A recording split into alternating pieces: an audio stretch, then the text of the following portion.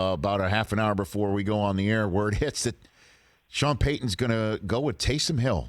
That's who's his quarterback. Yeah. I'm not surprised by that because when we talked to Sean early in the season, they did sign Taysom to a pretty good contract coming into this year, and Taysom wants to play quarterback. And the idea was, okay, they're paying him this money in the event that something happens to Drew that he could take over and when Drew retires. And so what Sean had said to us was that if Drew Brees went down in game like he did last week, that Jameis Winston would be the guy who would come in off the bench because they had game planned for Taysom Hill to be the Swiss Army knife and do all his different things. But then going forward, if Brees was going to miss games, multiple games, that Taysom would be the guy because then they would game plan with him as the quarterback. So I anticipated that would be what they would do, but you never know until it's actually announced. I mean, Sean could have certainly changed his mind because of all the things that Taysom Hill can do so well.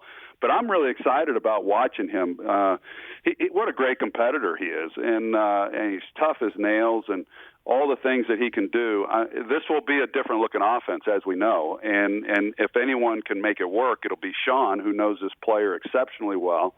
And it's going to be fun. I think it's going to be fun for all of us in the NFL to follow, and it'll be fun for the Saints fans to watch. So what's your best guess? Is he going to still run the Breeze's plays with a little bit mixed in of what he's done, or they're just going to totally go like, for the lack of a better comparison, like from Flacco to Lamar, like what the Ravens did during the bye week? Yeah, no, it's a good question. And I'll be honest. I would guess. I mean, this is speculation. Sure. I think we're going to see more of the wildcat, if you will, type offense. Maybe what you see in New England with Cam Newton. You know, they certainly have to be able to take advantage of his running ability relative to what Drew Brees does as a runner.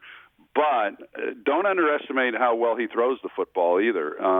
The first time Taysom Hill was on this team, this goes back a couple of years ago, I think we were doing a preseason game with New Orleans. We're talking to Sean Payton, and Taysom Hill's name comes up. I'd never heard of the guy.